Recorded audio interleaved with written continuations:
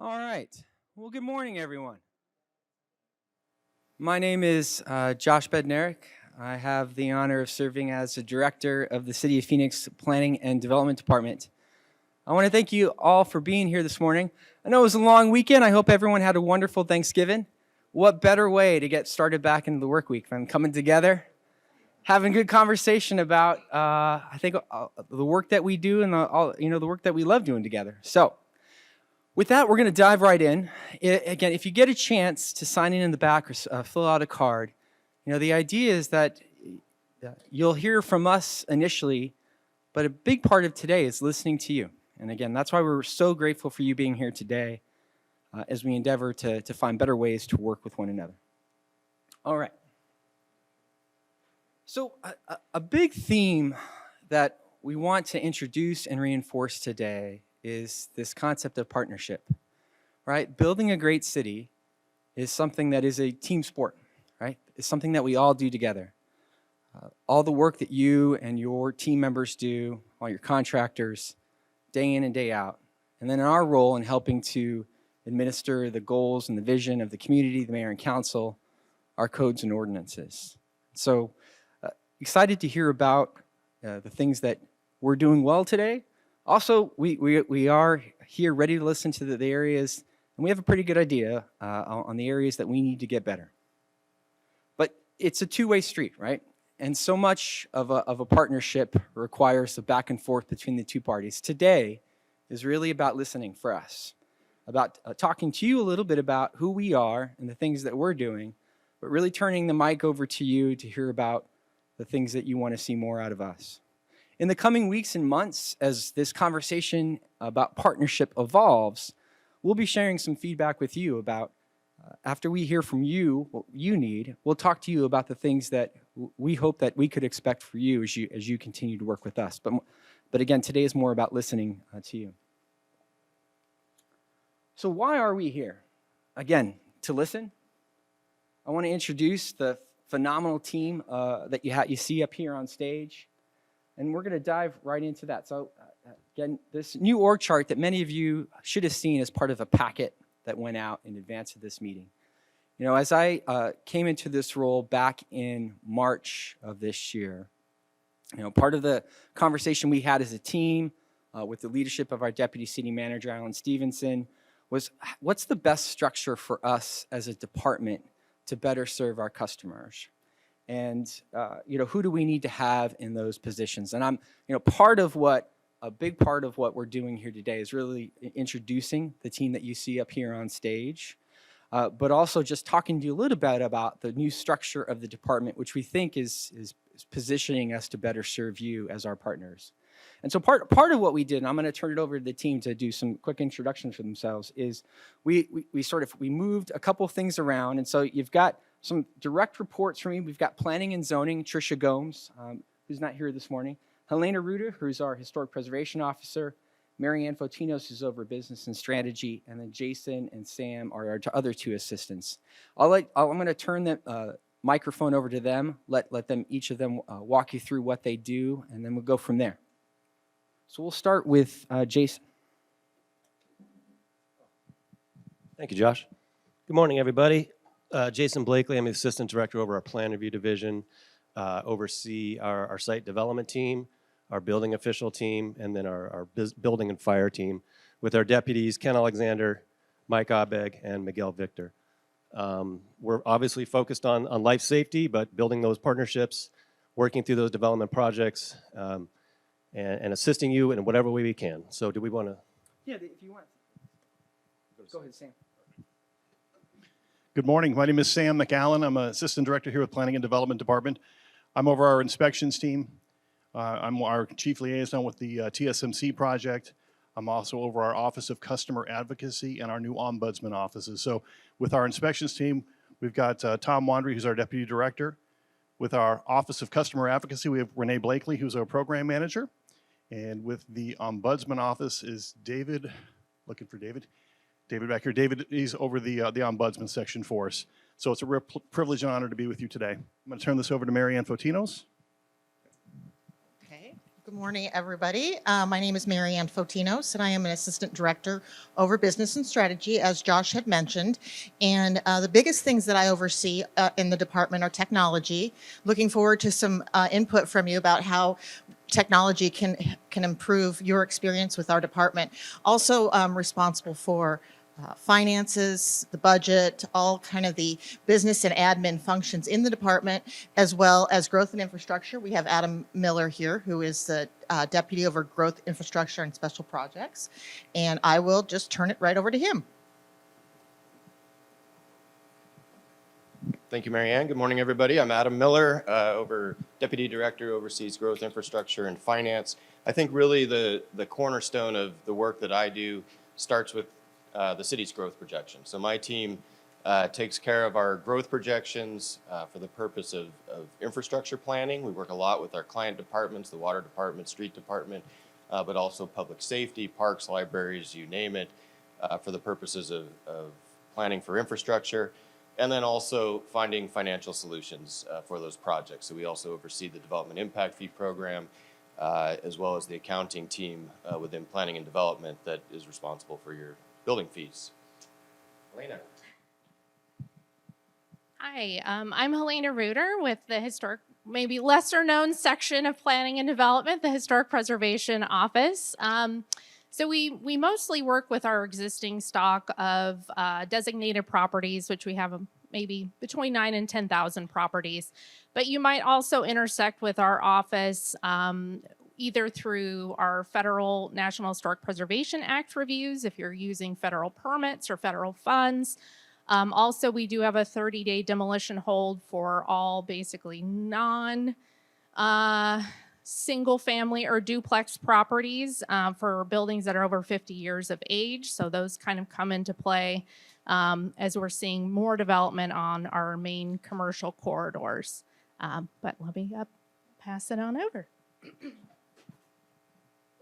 Good morning, I'm Miguel Victor. I'm the Deputy Director for the Site Development Team. So my team is responsible for bringing in pre-applications and preliminary plan reviews. So my team basically works with a lot of our sister departments in coordination to get feedback and plan review comments. So my section includes the site planning team, the civil plan review team, our traffic review team, and our landscape review team. So we kind of coordinate and do plan reviews for all those sections in conjunction with our other plan review team.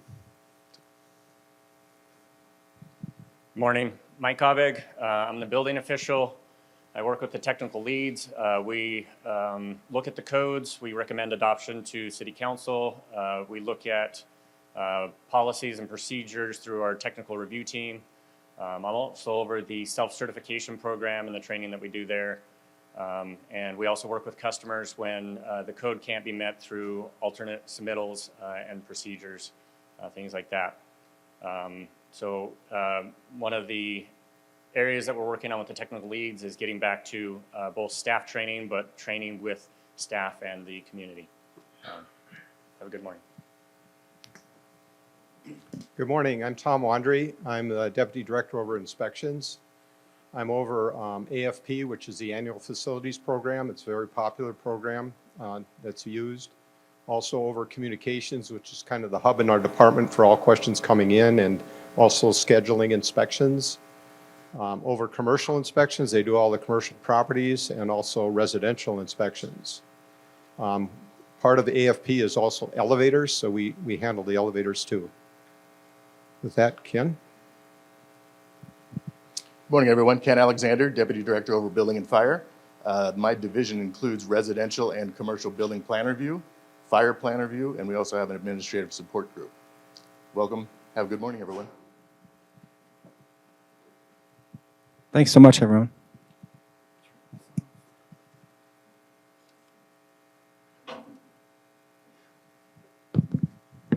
Before we dive into the listening session, we want to highlight a couple of things. And as we've put together this management team, we've also begun to reinforce a couple of elements of service to the team members that we have working with us internally. And they're really around three pillars: personal, seamless, and innovative. You know, part of what we ran into some real challenges, just like many organizations during the pandemic, was a loss of that personal service that I think that we really prided ourselves on. And it goes many different ways. One of the things that we require now everybody to do is to have their camera on when they're in meetings, have their photo on for their Microsoft, have their photos as part of their Microsoft Office profile. It's these little things that we want to try to take steps to reinforcing that we have got a whole team of hardworking, dedicated civil servants in our department ready and willing to serve you. Seamless. I've been with the city for 22 years. And when I first started off at the city, Frank Fairbanks was the city manager. And they had a concept there called seamless service. And the idea was that if you were contacted by somebody, regardless of whether or not it was in your area or not, you had some ownership of that customer and you made sure that they got to the right spot, right? You just weren't handing them off to another number or another directory. And that's part of what we're attempting to reinstitute from a culture standpoint, that we have a strong sense of ownership, that as customers engage with us, that experience that they have with us is seamless. And then last is innovative, right? I think you've seen a lot of our efforts that we've tried to do in the form of our changing service model, the tremendous project that we have working on right now as part of Shape Phoenix. But what are the things that we need to do to continue to evolve and innovate as a department to better serve you? And so you'll see in the coming weeks and months and years, those three pillars being hit on as we talk about the things that we're going to be doing together. And they were they're a big focus of the buckets that we put together to help shape this conversation. So right now I'm going to turn it over to Jason. He's going to talk a little bit about kind of three elements of those pillars and the things that we're doing already in response to some of the feedback we've been hearing. And then these begin to serve as buckets, if you will, for a lot of the feedback that we'll get today. So I'm going to turn it over to Jason. All right, thank you, Josh. So as Mike and Josh have both hit on, as we went into the pandemic and even coming out of it, I think one of the things that you guys would probably all agree on, we had some struggles with communication, right? And we definitely realized that, and that's one of the things that we really want to reinforce with all of our employees, making sure that they're providing feedback to our customers within 24 hours of receiving any messages. So we always have a new employee orientation, and one of the biggest things that I emphasize to our new employees coming in, making sure that you're responding to messages. Even if it's just to say that, hey, I received your message, I'm going to need a couple days to get back to you, but at least the customer knows that it's been received and someone's looking into it. Too many times we get calls as a management team like, hey, I sent a message to so-and-so a week ago. I don't know what's going on with it. We don't want you to think that it's going into a black hole. We want to make sure that we're giving that feedback to you, that communication. Establishing standards for communication, clear, concise communication in our plan review comments, in our inspection notes. If we have staff processing fee refund request, how do we do that? Providing you guys the resources to be successful in your business operations. Another big challenge for us has been coordination with some of our sister departments. Mike and Miguel mentioned it earlier, how we have to work very closely with streets, water services, parks, public works. We get asked a lot of times to kind of intervene in some of those challenges they're having with some of those other departments. So we're really working on establishing those lines of communications with the management team at staff level, at supervisor level, making sure that we're open and honest with each other, things that we can do, things that we can't do. We get calls like that all the time in terms of trying to help with those solutions, and it has become a challenge. So making sure that our sister departments are working together with us towards a common goal. And then the other thing that we're really trying to do is highlight past escalate issues. Too many times management gets calls where there's an issue with an inspection or plan review comment and they haven't even talked to the reviewer yet, the supervisor, the technical lead. We want to make sure that the community knows who it is that they can talk to help get these issues resolved. So publishing information on our website with our supervisory chain, the new org chart that we put together, making sure that information is getting out there and you guys know which resources are available to assist. So we talk about seamless. Part of those, or one of the things that's going to assist us with escalation of issues is empowering our staff to make decisions at their level. That's really what we want our staff to be able to do.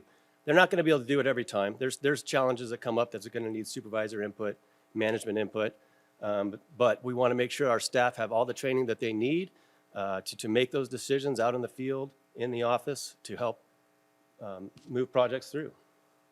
Mike mentioned provide additional training for staff.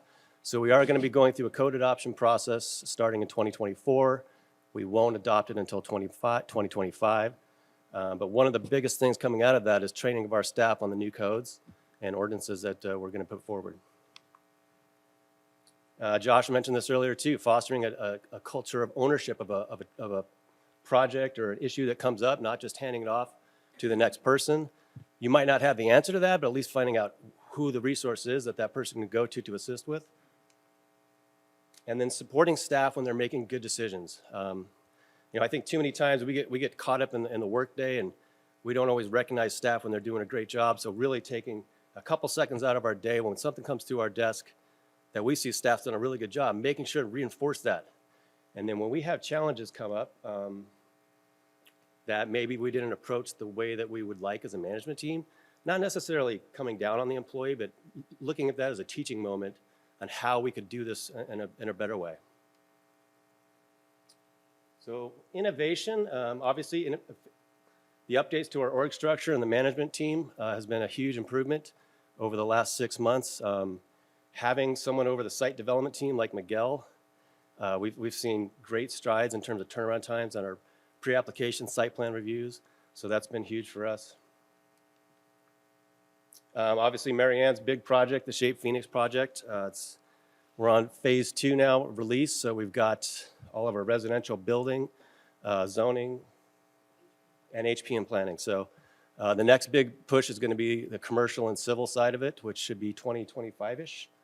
Is that right? Yes. So continuing to work with the Shape Phoenix, the team, providing resources to that team from all of our areas so we can make sure that all of our business processes are being looked at appropriately and we're getting the best out of the product. Another one that we're looking at is how do we reduce touch points, right? And Miguel's already done a great job of this with incoming pre-apps. We have too many projects coming through that have to be touched by so many people. Where can we make those reductions? How can we get Shape Phoenix to assist us with that in reducing those touch points? And then finding new and innovative ways to fill vacancies. For the last 2 years, we've been running at about a 20% vacancy rate, which obviously is not the best in terms of being able to provide the service to our customers. We do rely pretty heavily on on-call contracts for plan review and inspection service, so that's helped. But we want to get full-time employees in those seats, working with our HR team to fill those vacancies. We recently had City Council approve a new salary structure for our employees, so that's helping a little bit. But we're still looking to approach interviews in a new way that we haven't before, the Spark interviews, which I haven't done before, but I think a few of us have done those. So it's just looking at those new ideas that HR brings to us to fill those seats. And then with that, Josh will carry on next steps.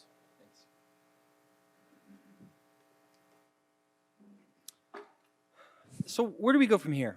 Again, we're going to dive into a discussion right now as we listen to you. But part of it is taking in and recording all of that. So we've got a camera in place. So those of you who might be a little fired up, just keep that in mind. We will be we'll be putting that on video. Just remember the kids, right? And we're going to be reporting back to the mayor and council in the spring of 2024. We'll show excerpts of these videos, talk about what we heard, and what we worked out together that we want to do moving forward. And then, again, I think I've spoken with a couple of you. That doesn't have to start in the spring, right? Part of my hope, and I think, I see a lot of familiar faces and folks that we've got great working relationships with already.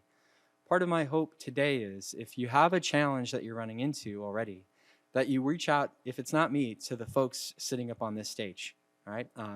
The idea is to hopefully provide you, your team members, members of your organization, a better layout of our department so that you have more immediate contacts to work with if you are running into challenges. And that starts today if you're not doing that already. And so we are here to help.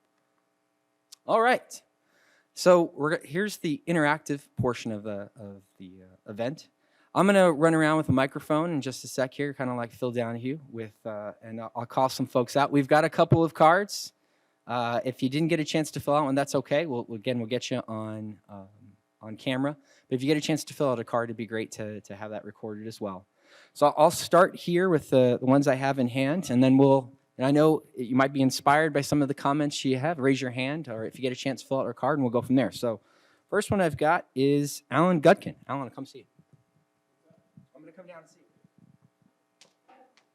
We might be able to hear one another, but the mic will pick it up on camera.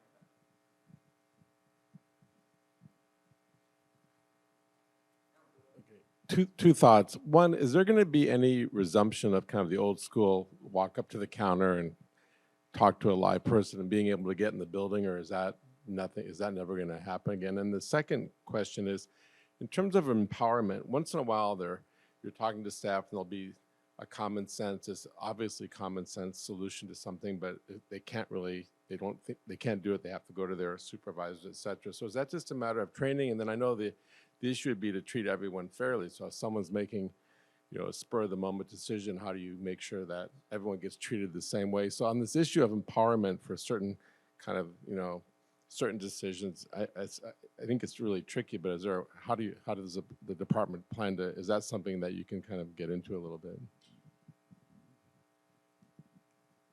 So Alan, I'm going to answer your questions, but we set this up to try to facilitate a robust conversation to cover both sides. And I messed up, and I messed up on your. The first, we're supposed to ask you two questions, right? Or have you comment on two things. One, what's something we're doing well, and what are two areas that we can. So, man, did I mess up? We're going to edit that out on camera, so your response is going to come from. So if you don't mind, could you talk about maybe one part of right understanding what we're doing well is what we can lean into more, right? If we are doing something well, maybe the way we do something in a certain area is something we need to lend to another part of the department. So I'll ask you if you're open. What's one thing you would say we're doing well?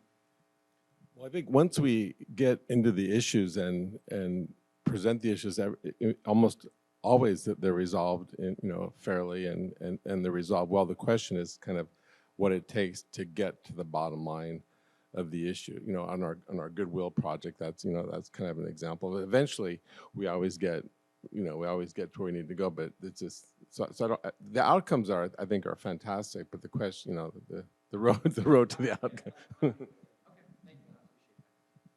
So Alan had 2 points, and I'll let Jason talk about on the second one. The first one was whether or not you can just come up to the counter. We had understood that was a real challenge, especially when the pandemic hit. For a while now, and I'll let Marianne, how long have we been able to make appointments? Do you know? For about a year. How many have used the appointment system at City Hall, right? So the access to City Hall is not completely controlled by our department. And so right now we are working within that service model. And to that end, to make it as easy as possible, all you've got to do is you go on, you log in, set yourself an appointment. You can get in, I think, most days the same day, if not the next day. And so we don't have any immediate plans to move away from that model. We have found that the movement to an appointment model has been a tremendous return back to the way we used to. With respect to the training, Jason, you talk a little bit about, Alan had a question about empowerment and how do we, the process of getting folks there? Yeah, no, it's a really good question. And it's not easy to do, right? I mean, you want to be able to have your staff in the seat, being able to make those decisions, but if they don't have the experience, if they don't have adequate training, they're not going to be able to do that. So I think one of the things that we're really pushing is all of our section supervisors providing that training to our staff as often as they can. One of the things Miguel's team does that's really well is they have a DR forum every Thursday morning. And they bring up questions that they've come across at the counter that they're not sure about, on their site plans that they're not sure about. They bring those up as discussion points at their meetings so everybody on that team understands that and builds that consistency moving forward. It's also very difficult. I said we have a 20% vacancy rate. I think it's down to 17-ish now, so we're working on it. But when you have that many new staff coming into the department, building that up quickly and keeping it. We get a lot of people that get promoted to other sections of our department, other departments in general. So, obviously things we're going to keep working on, looking for the efficiencies. One thing I think you guys might be happy to hear is we're working on a city code amendment to eliminate the need for plats to go to city council so we could get them reviewed at staff level, administratively approved. So one thing we're going to be bringing forward in January-ish, I think. But just another area where we're looking to cut some of that fat out of the process. Thank you, sir. Next one I have is Craig Baker. Where's Mr. Baker? Craig, thanks so much for being here. If you don't mind, what's one area we're doing well? What's an area we need to improve the most? All right. Here you go. Josh, thanks. So I have noticed that review times, as far as civil goes, I'm a civil engineer, so our review times, they've hit them. Haven't had to wait. So that's one good thing. The other thing is I've noticed you and I talked about a project here a couple months ago, Mr. Steebly's property.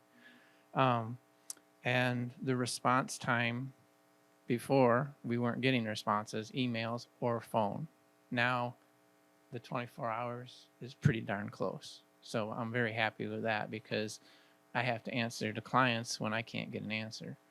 Now a couple of questions for Michael and Craig. I've talked with you guys many times. We've had some difficult projects. I'll be here for a commercial, so we'll hold that for later. But the internal discussions between staff, I get comments back from a civil reviewer making a comment about a zoning concern.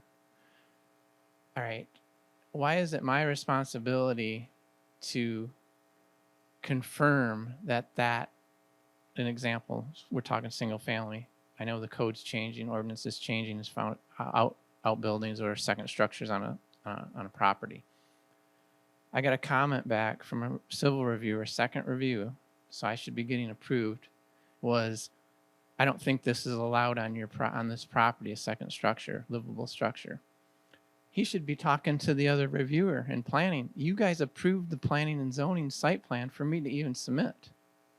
Why am I getting that comment on a G&D plan as a civil reviewer? I shouldn't be. That should be a discussion he should make. It shouldn't be you need to contact planning and zoning. He should pick up that phone or email the person that approved the site plan. I've run into it twice now, and it's getting to be, to me, that is not the proper way to do business. So I have other ones, but that, oh, yeah, sure. Inspection question for the inspection. I had a project. The inspector, again, made a comment to the contractor. The contractor had to call me. They wanted me out in the field to make a decision on why things were done. Well, first of all, it was an approved plan. The contractor was building it per the approved plan. Again, my feeling is the inspector should have went to the reviewer and said, if he felt the reviewer was wrong for approving that particular plan and the way it was being constructed, it should have been, go to the reviewer. Why did you approve this? There's permits out here. We got a guy out on the road digging up the road, and now everything's at halt, and I've got to get off, from my desk, break up my day to go out and answer a question. I don't have a problem doing that. That's my job. But again, the inspector should have went to the reviewer and said, why was this approved? Because we need to get it fixed. I don't have a problem fixing it if it's wrong and finding a solution to it. But why are my contractor being shut down and the inspector telling my contractor to call me to come out there to fix this or find a solution, when I know I have to resubmit if there's a solution that's not going to be handled? But in the past, a lot of things were done by as-built. That's lost now. If it's a major change, I get it. But you guys require as-builts to be submitted in most projects. They should be able to just as-built that, make the change. We don't have a hole in the road open for 3 days. We don't have police out there because of traffic control. I mean, it's getting to be expensive. So again, I see your empowerment. I'm for it, but I think solutions need to be handled between staff again. That's where I'm seeing the biggest downfall. That was good, Craig. Thank you. We're going to go through questions, and we'll turn back to the team if we have time. I want to make sure that we get everybody. We're taking notes. We're recording this. I think those were two great comments. Nick Wright. Where's Nick at? There he is. All right, Nick. area we're doing well, area we need to improve upon most. All right, thanks, Josh. I'm Nick Wright with Shea Homes. So a couple things, and I'll consolidate as I got it from all of my teams. But going well is really your on-site inspectors. So they've been big advocates to get the jobs moving. In particular, Joe Lart's name came up as someone who's really a big advocate. So wanted to share some kudos for him. On the improvement side, you know, it's encouraging to see communication as the big theme because that is the biggest challenge. And in particular, there's many things. In fact, the comment he just said about as-built is a big one for us in entitlements and development. But the biggest challenge in residential for us is anything outside of a typical permit, right? So anything that goes into floodplain kind of goes in a black hole. And that has been a severe challenge not only for us, but our customers in an ever-challenging market. Interest rates rising and having 4 to 5 months delays in that process has been a big challenge. So anywhere we can get to where it is a 24-hour communication, and regardless of who we communicate with, we get that would be a big improvement. I think I'll leave it at that. Just communication is the biggest challenge in its entirety. Thank you, Nick. Chris Klontz. Where's Chris?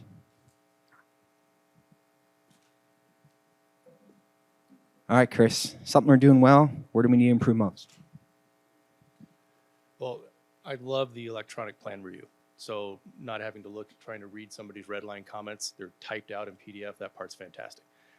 My question is this process, this improvement process happening in the sister departments like you talked about? Because I've noticed that the civil review has been great, but if we have to go to water services or streets, it kind of falls off the wheels. So if they're going through this same process, that's fantastic. So that was really my question. Yeah, we are, as Jason said, we're really establishing and reinforcing the great working relationship that we have. We're making each of our sister departments, fire, water, streets, all aware of this process, all aware of the commitments that we're making. You know, our deputy city manager, Alan Stevenson's here. I think this goes to the highest level of city government to make sure that, because as Jason hit on, we know that we're not your only stop, right?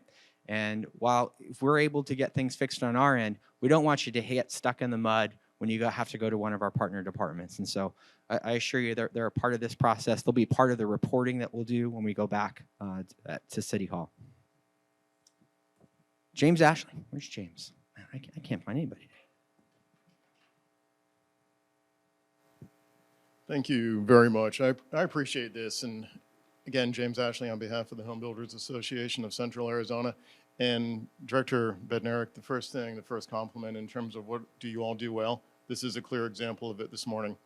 Bringing all the leadership team together, bringing all of the stakeholders together, and a great turnout for the Monday morning after Thanksgiving. A lot of feedback and a lot of compliments for some individual staff in the field. So there are some other good positive things there.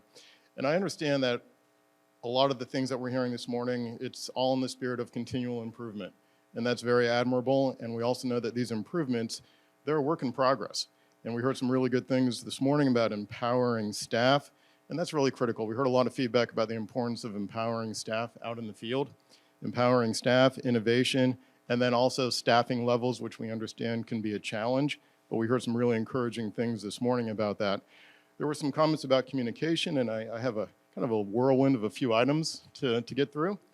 In terms of communication, you've heard some themes this morning about the need to be a good focus on clearer, concise, and frequent communication to builders and items being requested of builders, and avoiding duplicative comments during layers of staff reviews. And then also you heard a reference to other city departments in terms of the need for communication with each other more effectively. Timely responses to emails and phone calls. We heard a really good reference to a 24-hour turnaround this morning. And also the need for the city's plan reviews to meet those turnaround times. And then also acknowledging that this can create delays to builders and also delays to the new residents, new City of Phoenix residents moving into these neighborhoods. A couple of other topics. In terms of clay sewer pipes, Buckeye and Phoenix are the only jurisdictions in the county that require clay sewer pipes. There's a lack of supply, there's labor-intensive construction, and very delicate properties of those pipes. And when existing sewer main it's shallow, it causes issues with coverage and separation from the water lines. A possible solution could be adding PVC as an approved material for sewer mains and laterals as well. You heard a reference on floodplains. In terms of the floodplains and the process to get any homes permitted and inspections passed, to move in a customer, it could take up to 5 months, and that's a significant delay. We also heard some references to civil inspections, and we acknowledge that civil inspections, that's the last line of defense for the city's standards, for the city to ensure their standards. And it requires that an engineer provide a sealed exhibit to be submitted for a change in the field, and this should be handled in the field and then as built on the final submittal, which you heard a reference to as well. Inspectors, on occasion, will question approved plans, and they should be inspecting to the improved plans and not trying to question a design that's already been approved. And then inspectors not willing to accept something that a city project engineer approves and then reasserts that approval after the design is questioned. In terms of water meters, understanding that water meters can't be set until a screening process takes place after all development is complete, and it only allows 10% of meters to be released after the walk, and that causes a backup at the water meter yards. Other municipalities throughout the valley, they don't require this, where you get a water meter along with the permit. And we know that the city and Shane is working on looking into this and experimenting with setting water meters early, and that's something that we appreciate. Had some feedback on the SHAPE system, and we also appreciate the technology and the innovation and all of those aspects that the city is incorporating. In terms of the SHAPE system and that portal, in terms of form fields for permits or plan submittals, not quite being ironed out yet, with a lot of significant number of not applicable questions. And often members have no idea who's been assigned a permit or a plan or where it is in the process. And with a lot of instances where approval of a plan revision that was not loaded for download and availability on the system. Heard a little bit about the planned community development master plan process, how it takes a long time. An applicant deals with siloed departments. We heard about communication between departments, whether it be water, wastewater, streets, or parks. And then also not followed by review staff during review and permitting, where reviewers are requiring deviations from approved plans, which I mentioned a little bit earlier. And then many final review comments bring up issues addressed in master plans and pre-application meetings. We talked a little bit about field inspectors and civil inspections, and I referenced that. And you heard reference to the as-built process and the importance of developing consistency in that process. And then receiving significant comments on what should be a documentation part of the development process, and sometimes asked to restation improvements driven by request by the city's GIS department. When it comes to technical appeal submittals, on occasion, too much gets punted to technical reviews versus previous administrative approvals that took place, and the city staff request technical appeals again after they've already been submitted. And sometimes they need to be submitted multiple times. And timeline inconsistency, there are good examples ranging from 2 weeks, but some examples range up to 2 months. So you have some outliers there. And also members being asked to process technical appeals on matters without understanding what standard or regulation they're appealing. And then an overuse of technical appeals, which slows down the entire development process. And appeals that the city typically approves should be part of the standards. And lastly, on third-party reviewers, comments on the same scope of work as city plan reviewers, at times in contradiction. And no authority to resolve comments with staff unaware of the comment being made.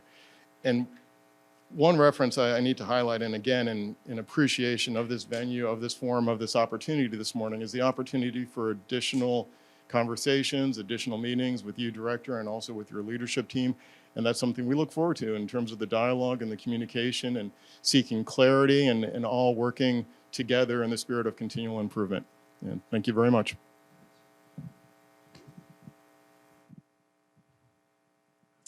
Chairman Howard. Won't be able to call you chairman very much longer, so I'm going to say it while I can. But thank you for your service on the commission, sir. Thank you very much, and I'll take it for as long as I can get it. First of all, I deeply appreciate the comments of the gentleman before me. I think those were all very well spoken. I'm actually going to flip that a little bit. I'd like to give a laundry list first of things that you guys do well. I don't think it's fair to ask for just one thing that you guys do well. I think there's a lot that you guys do well. And I don't think that we spend enough time talking about that. And I want to just say at a high level, and Josh and Alan specifically, you guys really care.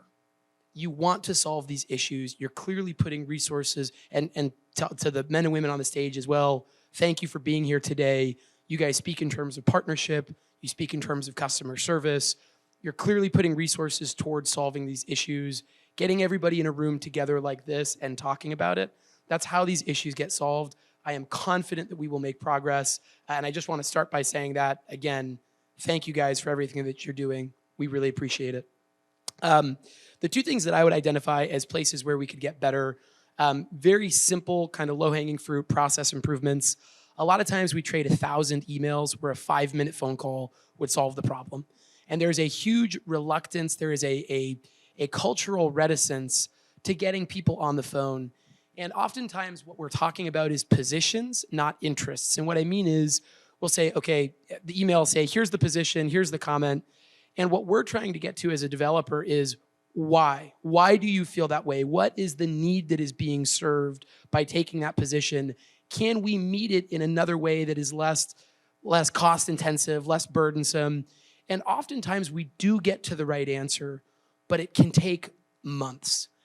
And that feeds into kind of the second issue, so getting that low-hanging fruit earlier and really just getting that kind of through the queue. The other thing that I would say is, and these tie into each other, in the field inspections, in the field changes have been really problematic, and that feeds into a separate issue, which is what I call the missing middle of staff. The low-level staff and the high-level staff are the most visible. And what I mean is the guy that's actually at the inspection, you can get a hold of him, and surprisingly, you can get a hold of assistant directors, deputy directors, kind of all these much higher-level folks, but there's like this black box of everybody in between who we can't seem to get a hold of and who oftentimes we don't know. And I hate to put it on a lot of the folks in this room because we end up calling you to get in touch with somebody else, and it creates this inefficiency in the process where your phone rings and I'm asking something that's 4 steps below anybody that's on this stage because I'm like, I have no idea where to get to, and the guy that came to the inspection can't help me. Can you take 30, 45 minutes out of your day to put me in touch with the right people? And I just think if we could get that in a place where we weren't doing that, so many resources would be given back to every person in this room. And so, again, I'm going to end it on a compliment sandwich. You guys are still doing a great job. There's so much you guys are doing well. These are complex problems. They will not be solved overnight. They will take all of our efforts. I deeply appreciate all of it. But if I were going to pick 2 things I would work on, those would be 2 that I think in the next quarter to 2 quarters we could really make meaningful impact on, because part of it just starts with conversation, education, and cultural adjustments where you talk to your staff and you say, hey guys, I know you don't like to get on the phone. We've closed down City Hall. You're going to have to do it. Thank you. We've got Carolyn and Susan next. Stay in the same room. Hi, Carolyn Oberholzer. I would say it's totally coincidental that Nico just said what was on my card, but since we are sitting next to each other, I stole it. I mean, I stole it. like so obvious. That's right. Yeah. So I have to pay her for the full hour. So I do want to say the thing going well is exactly what he said, and what I wrote on my card is this responsiveness at the deputy director level. It's amazing. We call, or I send an email to somebody on this stage, and 5 minutes later I get a phone call. But that usually comes after multiple attempts at dealing with where you want us to start. So I feel like one of the ways to solve that is to go back to in-person meetings. For pre-apps, I know it feels inefficient because sometimes pre-apps only have to be 15 minutes, but what happens in the meetings oftentimes is we're talking and somebody doesn't really know the answer to the question, so they run out of the room, they see if Adam is there or whoever they need to go talk to, and then they come back and we hash it out. The other thing that is accomplished is that, a lot of people in this room, I look around, we all know each other. They know you guys because we've been doing this a while. It's very hard for us when we have our new staff to engage with your new staff and form those relationships that we kind of all need to have with one another to slog through the hard issues, to build that, I don't know, understanding, trust, just knowing how people work. And I struggle with it because, I don't have an office downtown. So I'm like, oh, I got to go downtown again. But every single time I do, I walk out of there going, thank God that was in person. Look at all the things we just solved. It would have taken 700 emails to solve. So if we can find that sort of middle ground efficiency of allowing people back in and having these meetings also because we need to build the next generation, the succession of all of us, and we need to transfer relationships to more people. And it's hard to do, even with the pictures on the Zoom and the cameras. And I think you're right. That does go a long way. But once you see people in 3D, it goes even further. So. All right. Good morning. I'm Susan Demmett with Gamage and Burnham. So starting, there's a theme here, but I'm going to say kind of the same thing. As I look at everyone sitting up on the stage this morning, in the last month, I've probably had an opportunity to interact with almost every single one of you. And that is, and I think that's part of what I think is going right, is that when an issue hits my desk, that means it hasn't been able to been solved at our staff level, or it's a unique issue that that my staff don't know how to solve. And so I will reach out to Adam or Jason or Ken or Josh, and you guys are so immediately responsive. And I mean, I go out of your way to get meetings coordinated, to collect the right people to help solve a specific issue. And that is so much appreciated. I think that helps us get things back on track. What I have found is that I seem to have to do that a lot more than I would like, or that, a lot more than I have in the past, where it feels like we're having to elevate so many things these days. And I'm always the one that is so reluctant to make that phone call, because I want, we have this conversation in my office all the time. We have 6 or 7 land planners that work in my office, and it's like, we always start at the staff level, at the lower level, and we try to work our way up through the chain of command, because I don't want to have to turn to, any of you. I mean, unless we really have to, because that takes time and energy away from other things that you should be doing. But where I have found that we have encountered the most challenges, probably in the last couple of years, are with what I'll call non-standard projects. I mean, this applies on the residential side. It also applies on the commercial and industrial side. I can make the same comment there eventually. But when we have projects that have unique characteristics to them, or criteria that don't check all of the boxes, right? They're not a standard project. And one example I'll use, and I know Ed can attest to this too, are LIHTC projects, where we've got tax credit funding for projects, and there's a lot of affordable housing work going on in the city.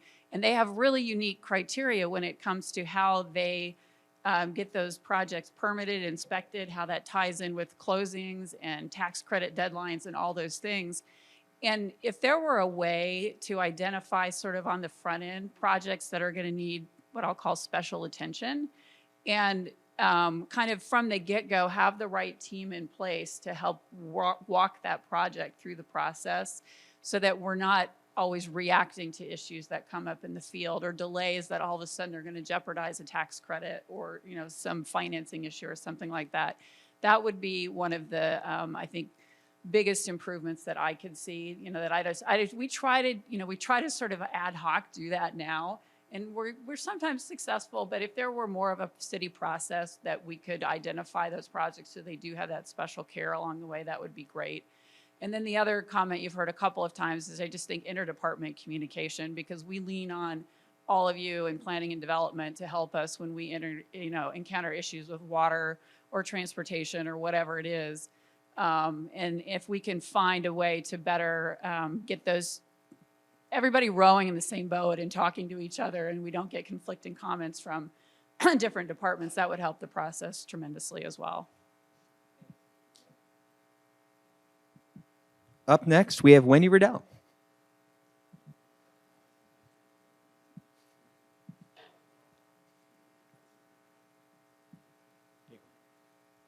Thanks, Josh. Wendy Riddell, Barry Riddell, and we have a long list, but I'm going to keep it brief. What you do well is, Josh, you always answer your phone so nicely, and you always call me back right away. And really, everybody at the director level, the reason you're at the director level is you have learned to do that and do that well. The themes that you've heard, of course, responsiveness is the biggest one. The black hole of information, sending an email off and hearing nothing, and sending it again and hearing nothing is super frustrating. So even if you can teach staff to say, we got it, we'll get back to you by Friday, I can get you an answer next week, like that would go a long way.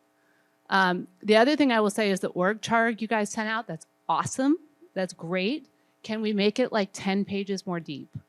I mean, I think the missing middle to know who to call, because they're right, we're not trying to blow up your phone. I know you have a lot of evidence that would dispute that, but I'm happy to call several levels below if we know who to call.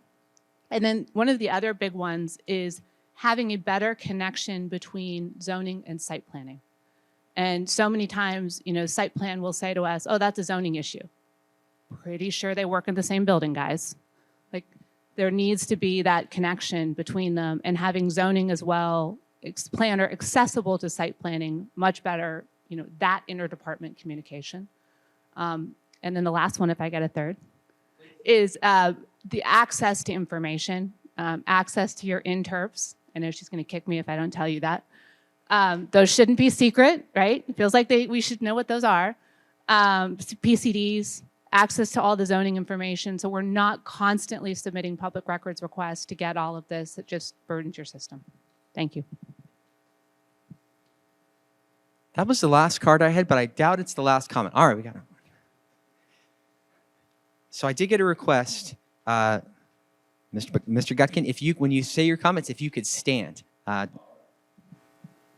you, sir. Benjamin Gutkin with JAG Development. I just wanted to touch on, because it came up several times, about the discord between the reviewer and inspectors often. And a lot of times the inspector will, you know, they're probably in the right, because it might be like, for us in an instance, it was an ADA issue. And the reason the reviewer didn't see it was it was off-site, it was to a property. And it was like so many times we've said, could you just come out to the property and look at it? You would understand better what you're reviewing. And I don't know if they look at Google Earth or whatnot, but that should probably be required. But and then every time that this happens, you know, as a developer, it's just an enormous cost. If it was in the original plans, we'd plan for it. You know, we get these change orders from the subs, and it just really begets a really big problem. So I don't know. I think if the reviewers actually could get more informed, I don't know how, or even visit the sites of what they're reviewing, it would go a long way. Yeah, most recently, Miguel, who oversees, as you mentioned earlier, our site planning section, which our Hillside group is included in that, and Amanda Leone, who oversees our Hillside, coordinated what I'll call a hike the other day with her Hillside to a couple of sites where they went out, took a look, because Hillside's complex.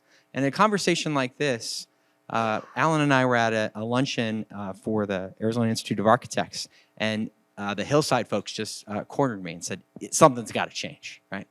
And I went to Miguel. Miguel and Amanda got right on it, and really proud of the work that they're doing, really proud of the leadership that Amanda's shown in that role, and doing just that. I think to your point, Ben, getting out on some of these sites, really seeing them helps tremendously, especially for, as Jason mentioned, we have so many young planners and reviewers in there that getting them out. And so I hear that as a theme. Providing opportunities. I love Carolyn's comment about trying to foster more interpersonal connection. So, anybody else? All right. Gary. Thanks. Granolds Architects. We do a lot of commercial work and a lot of residential work, so I'm going to kind of roll it all together. But the number one thing for us, I've been in business in the city of Phoenix for 40 years. I think my very first meeting with City of Phoenix was with Ken Alexander in the old department store building on Washington. We've always felt that City of Phoenix was a great city to work in until this year. We always felt that way. We used to budget 8 to 12% of our man hours on a project to dealing with city staff and city administration and getting us through the building process. We're almost up to 40%. We now have to value engineer our time in order to spend more time dealing with city processes. These processes, the very first thing we talk about is a partnership with the city. We would like nothing better than to feel like every project that the city of Phoenix is in our corner and understands that your jobs are to give permits. Your jobs are not plan review. That's not your job. Your job is to help us build the city. We don't trust you guys anymore. And I hate saying that, but it's the truth. We don't trust you. We worry all the time. We get pre-app comments. We paid for a pre-app review. We get 1,000 pages of boilerplate nonsense that has nothing to do with the project. And we'll get 1 or 2 comments, which we'll negotiate out, and we will renegotiate those same 2 or 3 comments every single review cycle. The only people that go back and read the pre-app comments, as far as I've been able to tell, is us. So yes, they come electronically and they're awesome. They're easy to read. It'd be nice if we had phone numbers or we understood who was making the comment. We also don't understand how on this project, it's a site reviewer, and on this project, it's traffic review for the exact same parking stall. So we're having some issues just in understanding this shakeup that's going on downtown. And you guys need to understand that we're a business. We're trying to make money. That's what we're trying to do. The byproduct of that is that we want to be proud of our work. When I walk away from a meeting and I go, just do whatever it is that they've asked us to do, even though we know that it's the wrong thing, that's not good. It's not good for us. It's not good for you guys. So the 3 pillars of service, they're great on paper. Fail, fail, fail.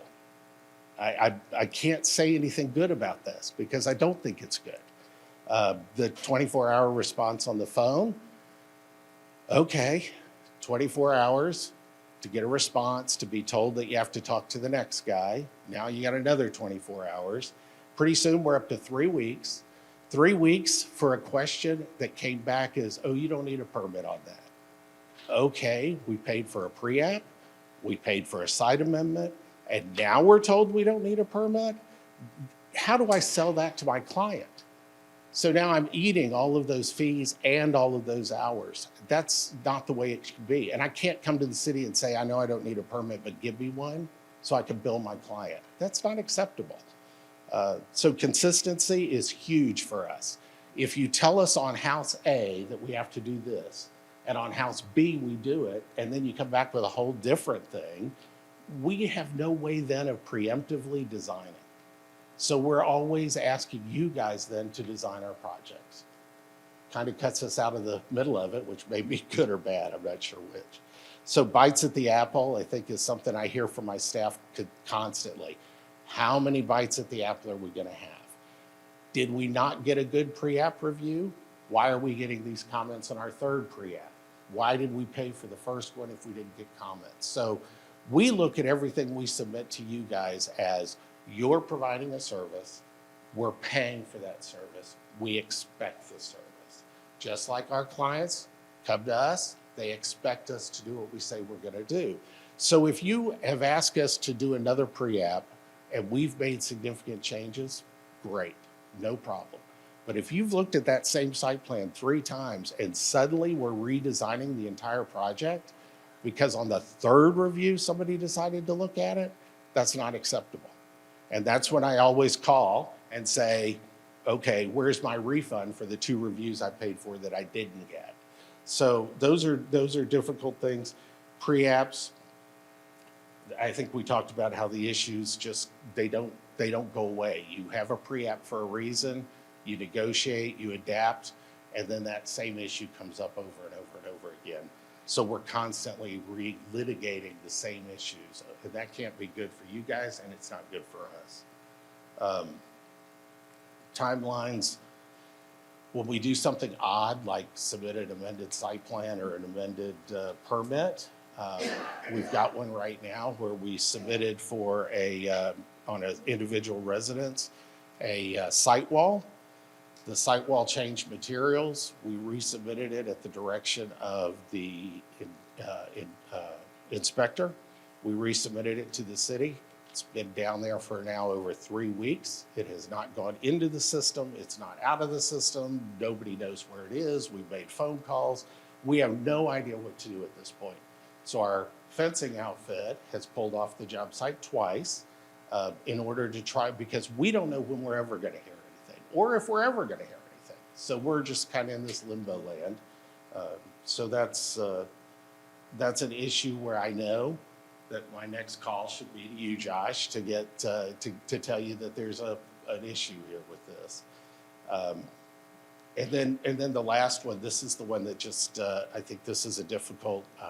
It's a difficult thing for you guys. It's difficult for us. The gatekeeper system that you have, where you do the first review, whether you want to call it a first review or not, but completeness review, whatever you guys want to call it, that staff needs to be trained. You cannot put people out there that don't know the difference between civil and site, whether it's a structural issue, whether it's a whatever, it's almost as if they're going down a checklist, but they don't even know what they're really looking at. And so it'll sit for a couple weeks in this, completeness review cycle, whatever that is, and then it gets bounced. Then we don't know exactly why it was bounced. So now we're trying to get a hold of people, trying to find out what's going on. Then they tell us resubmit. So the second phase, first one was to submit to site. We did, it gets bounced. Second one was submit to building. We did, it gets bounced. Third one was submit to civil. We did. The civil reviewer calls and says, I don't know why you submitted this to me. I don't need this. There's no permit required. So we definitely need gatekeepers if we're going to do that system. Personally, I know how to do my job. I don't need somebody who can't even read plans well telling me whether that job's complete or not. It would be much better served if it went into the system and it got reviewed. If there's holes in it, great. I'll take the hit for the holes. I'll fix them. But this gatekeeper business that delays a job before we even get into your system, we're 3 weeks in before we ever get into the system. So, I like working with City of Phoenix, but my profit level in the valley, City of Phoenix is towards the bottom. Used to be Tempe. Tempe we like now, so who knows? Anyway, thank you. Thank you, Grant. Tom Lemon.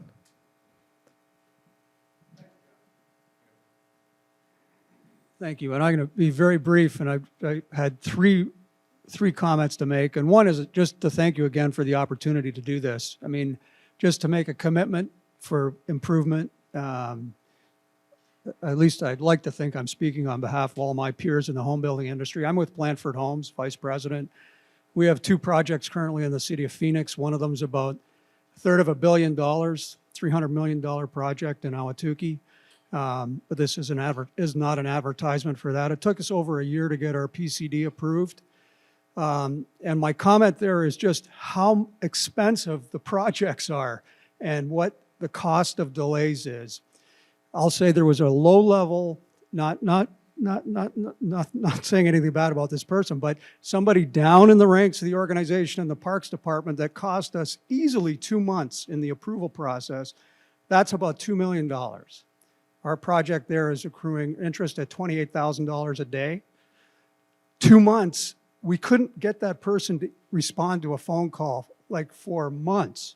And we finally worked our way up through the chain of command. And then it came back down through and we finally got a response and moved it off that. But that happened to me in the Parks Department, happened in Streets Department, happened in Water and Wastewater. And it's the cost of the money that's involved. And then right at the far end in the inspections, and actually he got up and left. Hopefully Patrick will come back. We've got a project that we're in with D.R. Horton in North Phoenix and Talon. And we have homes closing. We've got 2 closings scheduled on January the 15th. That seems like way out there. January the 15th, and it's next year. But we're nervous right now about being able to close those homes on the final inspections. Transformers are not hot yet. They're not placed yet. And that has to happen first, and then the inspections happen, and we're nervous. What do we tell our home buying customers? These are 35-foot wide, $1 million homes. So that there's 2 on January 15th. We're nervous about those, but we're nervous on those for the rest of the month. So let's just say we've got $10 million sitting out there that we're hoping to close by the end of January, and we're nervous right now. Anyway, those are my 2. And the last one is if the city of Phoenix would accept bank transfer for payment of fees, that would really help. Thank you, Tom. Taylor Earl.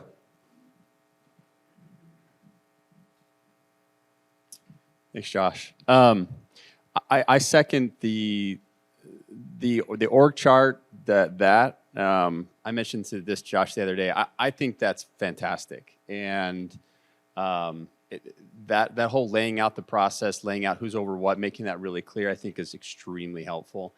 I also think that Phoenix, what your department does well, is focusing on housing and the acceptance of housing. I think we're seeing housing fatigue across other jurisdictions, and I don't see that in Phoenix, and I'm very grateful for that. One of the things that I think, and the other thing I wanted to say too is that in some jurisdictions, while we do get comments in Phoenix, and while they're, sometimes we may disagree and we struggle with those comments, what I don't think Phoenix does, and I think it's to your credit, is I don't think Phoenix nitpicks. Right? I think there's a difference between trying to design your project because the planner thinks it's better, or the planner thinks that there's a code provision that hasn't been met. Those are different. And I do think that I don't feel that in Phoenix that there's a desire for a planner to take over and try to plan as much as I sometimes see in other jurisdictions. So we do appreciate that. The thing that I think there's an opportunity for, what I have found over the years is working with staff members that have worked in the private sector.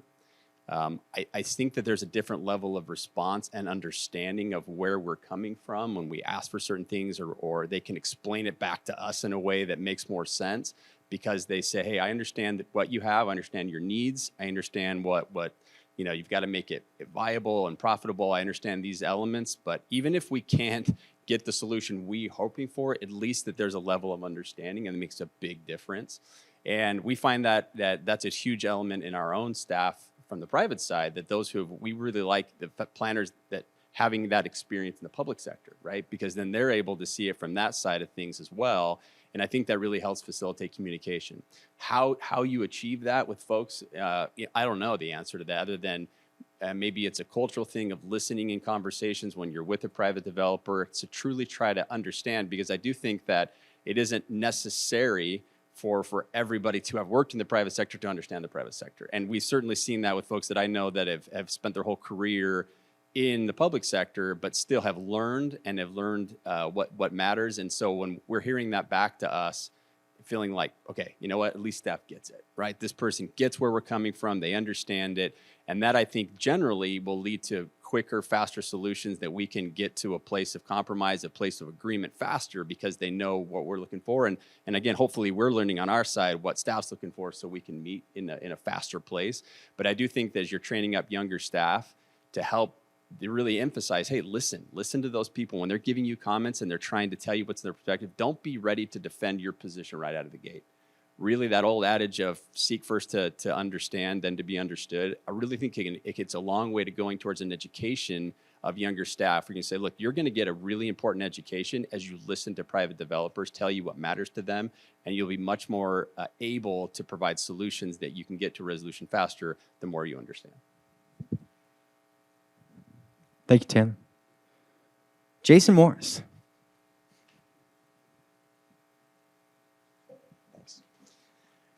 I think what you do well, and this has been consistent since I started practicing, is you have reliable timeframes in terms of your hearing dates. My clients appreciate knowing, because they're often under contract, if I'm having my post-app on a certain date, I know I'm going to get a village hearing, I know I'm going to get a planning commission hearing, I know I'm going to get a city council hearing. That is essential to most of the deals that I'm working on. The difficulty becomes, and I'm just going to focus on one aspect because I agree with everything I've heard here, both good and bad, but let's focus on the villages. there is such an inconsistency that I have to end up training my clients as to what's going on at any given village. And what my clients may expect at South Mountain and what they may experience at South Mountain is completely different than what they'll experience at, you know, Camelback East, or as we go further into the certain city and Alhambra. It's a different set of stipulations. It's a different set of concerns. And some of that is the village members themselves aren't really trained. And so they'll throw out whatever they think is important to them. Some of them are stipulations that are completely unenforceable. And you have village planners who, largely due to inexperience, don't feel they can control the village. There's everything from village chair people who are controlling agendas completely and the flow of cases, which is absolutely unheard of, to village members who just don't show up, right? I last week went to, or now 2 weeks ago, went to a hearing that didn't occur. And I think it was the third time out of 5 months that they didn't meet quorum.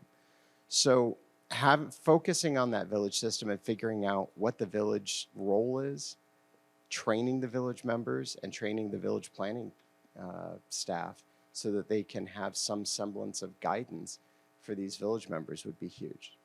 And Susan and Ed and some others will do free training. Does anybody else have a card? Thank you, Jason. Hannah.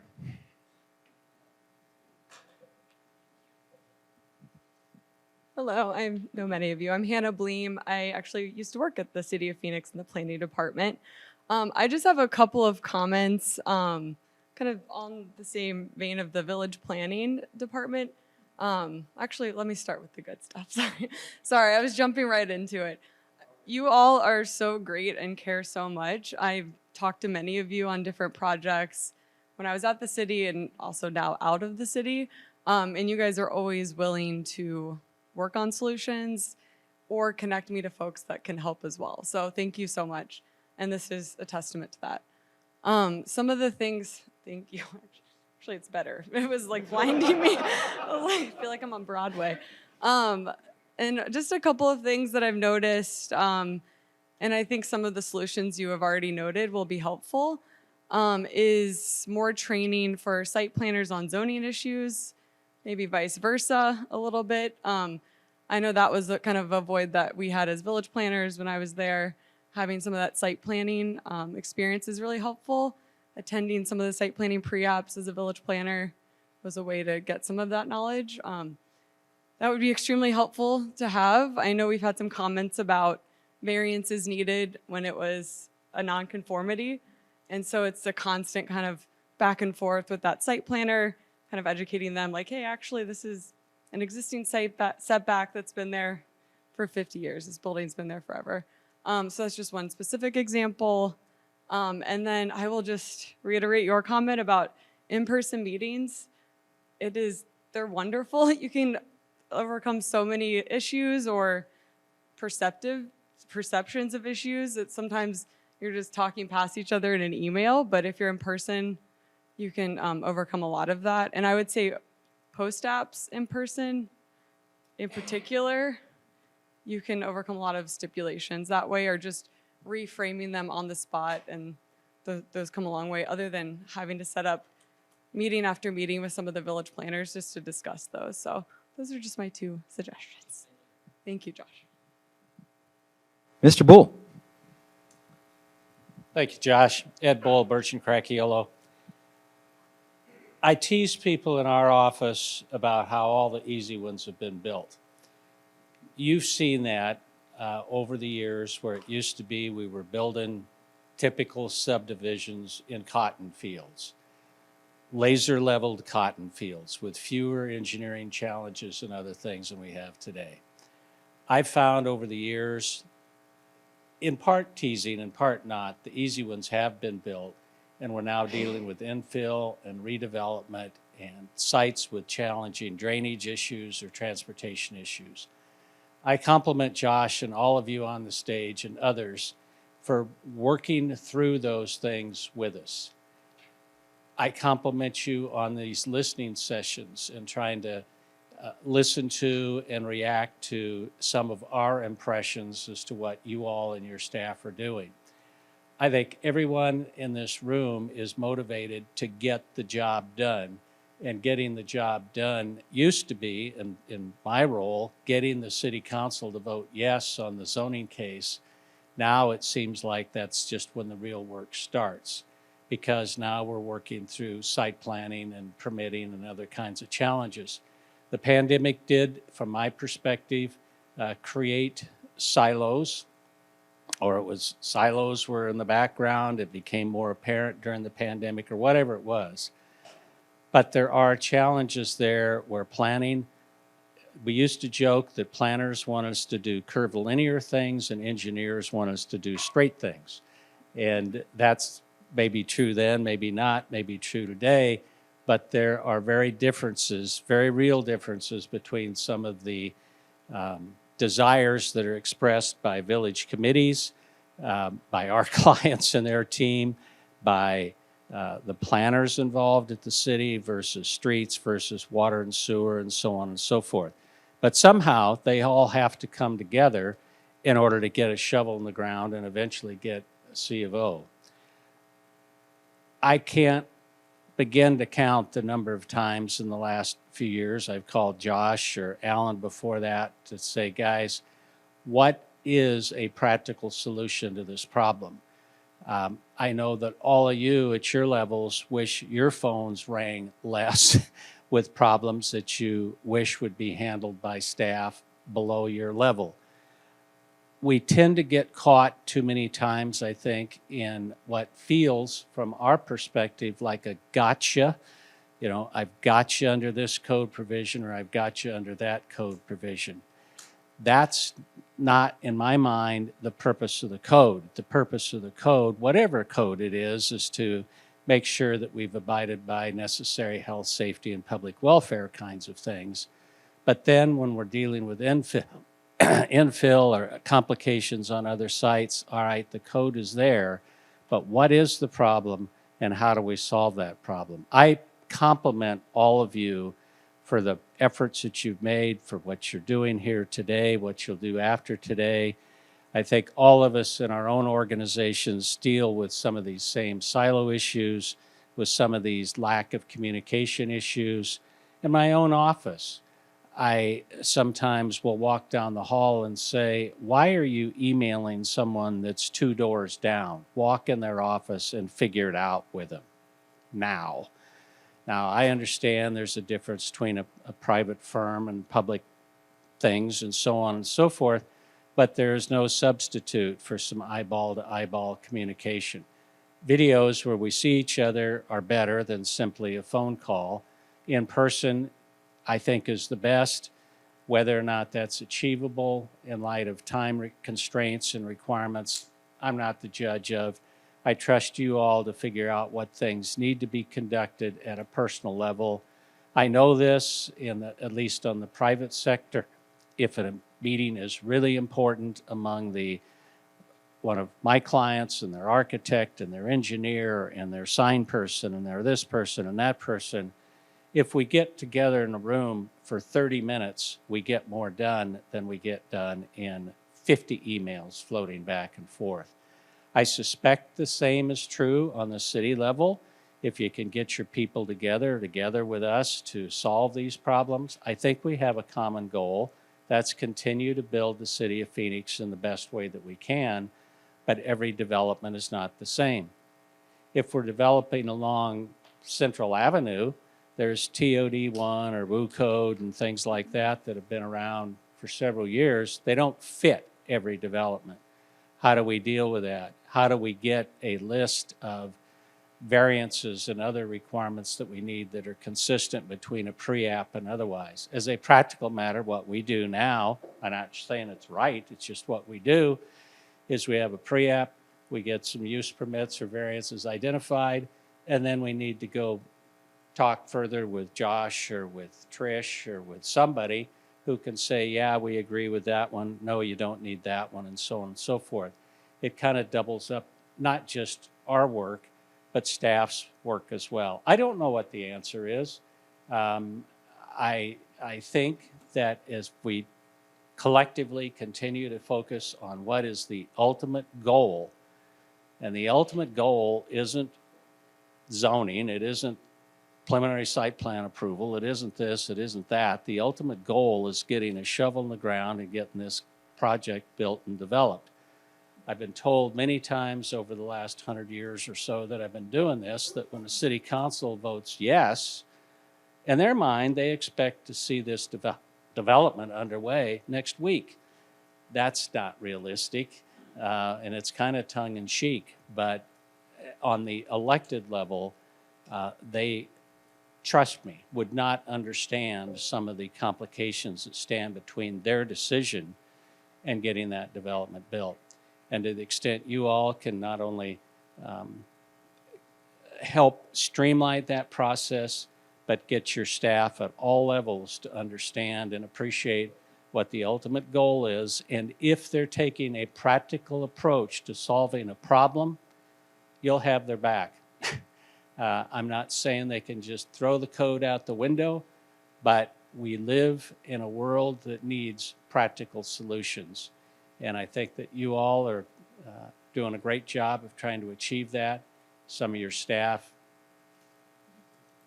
maybe needs to adjust their approach to that. Thank you. Thank you, Ed. Is there anybody else? Victor.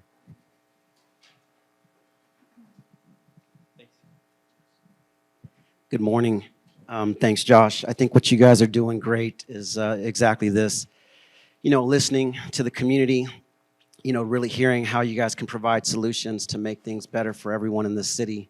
I think one of the biggest challenges is actually implementing everything that you guys are hearing at all levels. I think especially when you look at specific areas that are trying to innovate, like South Central, you know, there's a lot of new things coming to our community, and there's a lot of education that just happen at the staff level, at the village level, even at the hearing officer level, of how they're understanding what's happening in those specific villages or those specific communities.